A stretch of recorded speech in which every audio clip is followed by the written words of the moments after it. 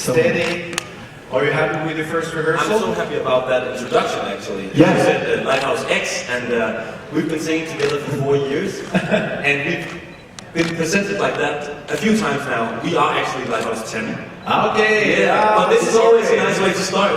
Good. It's important. So thanks for that. Why 10? Well, Lighthouse is basically about us being an act. We created this act because we wanted to create music that actually casts light on being a human being. Both when it's difficult to be in life, but also when it's good to be in life. But we want to talk about how it is to manage life in general. And that's the lighthouse part. And the 10 is actually, it's like yin and yang. It means harmony and balance. So the name is about that. I'm so sorry, I made it. No, it's so fine. And how was it on stage? It was very cool. A lot of impressions, first impressions. So we had some difficulties with the mics. Dennis and I got the wrong mics, or belt pants, we don't really know. So he has my voice in his ears very, very loud, and he screamed and stuff. Nice. That's not nice at all. And I was almost killed. You're so dramatic. No, we have like fireworks on stage. And I was a bit too close to the fireworks. So yeah, almost died. But you're still here. I'm still here. Everything's good. So yeah. You had a fun time in the viewing room then, watching all this. Yeah, it's very fun, definitely. How does it being an actor help you in music? I mean, what passion, where lies the most of the passion, music or acting? I think it varies from who you ask, the three of us. Well, for me, I think maybe it's changed through my life. So far, I'm 30 now, and I think music has always been a part of my life, but so has acting, actually. And right now, acting is like has been my main focus for the past 5-6 years. And then we started this group 4 years ago. So I mean, I wouldn't live without any of the two things. So it's a mix. Yeah. And it helps us actually. It's kind of cool because for me, acting and singing, it comes from the same spot in the body. It's like it's the same energy. So it's helping to do both. Yeah, it makes it all better, hopefully. For you? I agree. It's a mix of that. But I started out as a singer and a musician when I was 16 years old. I had a boy band called C21, and we traveled around the world actually. So music was my ignition, and I probably would say today music is my priority. But I think it's important to say that we didn't actually start this group saying we want to make pop music right now. We started 4 years ago because we were all at places in our lives where we felt like we needed something different or something more than just looking ourselves in the mirror. Because that's a lot of the work we do is only about us and with the business and always getting a new job and always like being the best you can, the best version of yourself and stuff like that. And I think that we were just like, this is the time to kind of change that and do something that could do good for other people. Have you been competing? I mean, height, you look similar for the same roles in films or TVs? No, not really. No. Actually, no. I thought you might maybe met on a casting and then thought, okay, let's start a band. Start fighting. It could have been like that. Yeah. No, actually, we met in a show. Actually, I met Johannes in one show in 2008 and Søren in 2010, I guess. So we met in the business. Yeah, cool. Let's take some questions from the floor. Alistair, please. Hello. Hi guys, Alistair Birch from SBS Radio in Hi. Australia. Johannes, I understand you worked on a Disney show. Now, the Icelandic singer, Greta, she told us about working for Disney. How is it different working for such a well-known, renowned organisation such as that? You mean different from doing other productions? Yeah. Well, I've always loved Disney, and I actually came to get a really great relationship with the people from Disney theatrical group in New York, who were a big part of. I did an ad in Copenhagen, which was the first production in Europe, and it was really just. I mean, they wanna know everything that's going on with their material. which is, I think, a really clever move, because then they can always do it the right way. And when they are like they are, and they're so nice to work with, it's just a joy, really, yeah. I like Disney. More questions? So guys, how is it to be so close to Sweden, and have you been in here working? I mean, we're neighbors, basically, so musically. I've actually been going to Stockholm and other Swedish cities for 15 years to write music with Swedish songwriters. So Stockholm is one of my favorite cities. I think it's on the level of London and New York for me. I love coming here. I love the light and the people, and there's so much beauty here. Yeah, I really like it. Yeah, actually, for me, it's the first time, so it's a great first impression, I must say.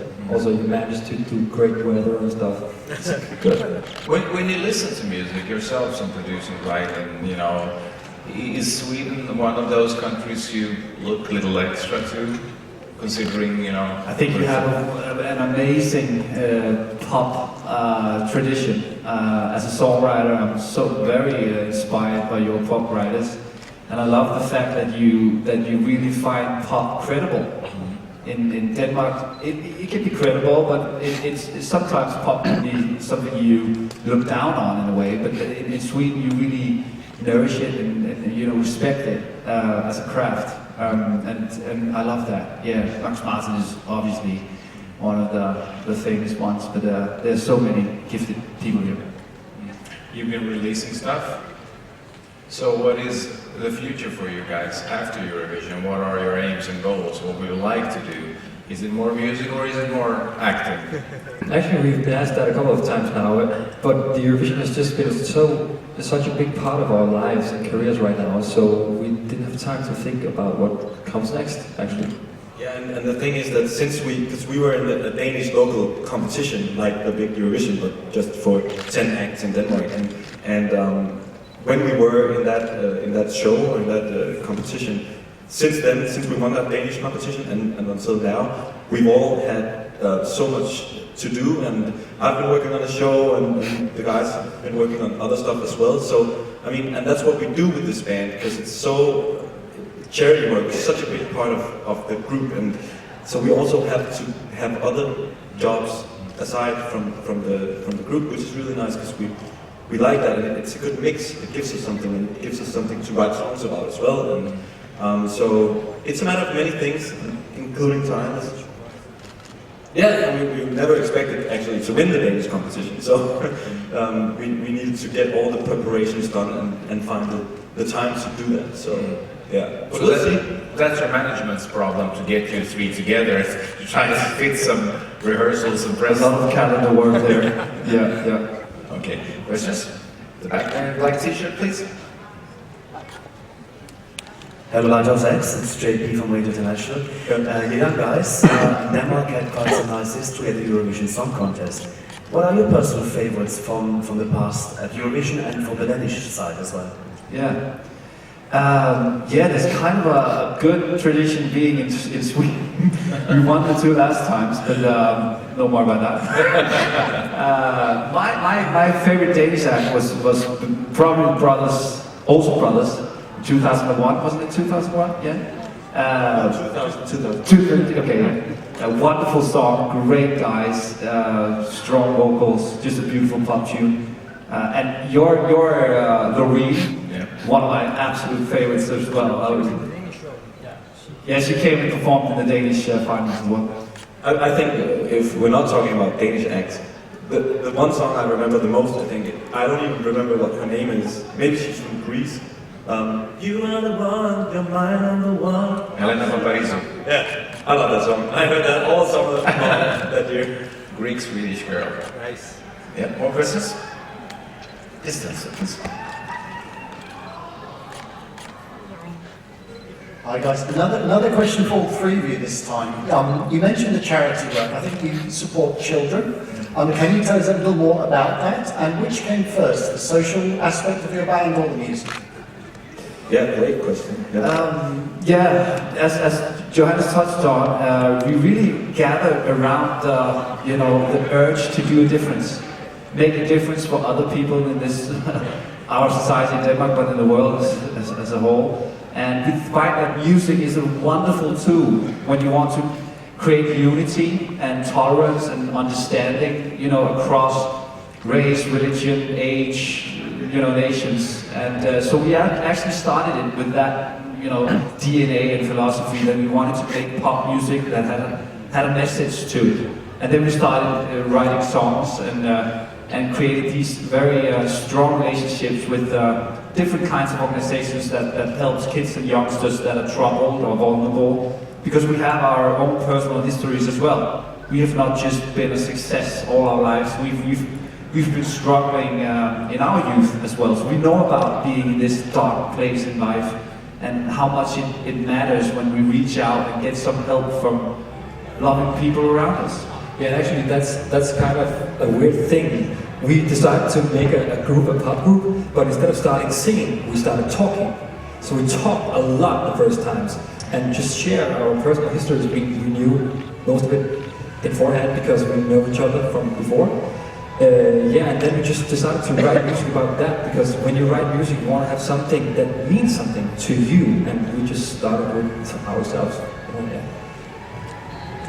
Sounds like the slogan "Come Together" fits pretty well with you. It really does. When we found out that was the theme, we were like, our song could have been called that. So you obviously think that it's important for well-known people, well-known faces to try to do some difference in the world.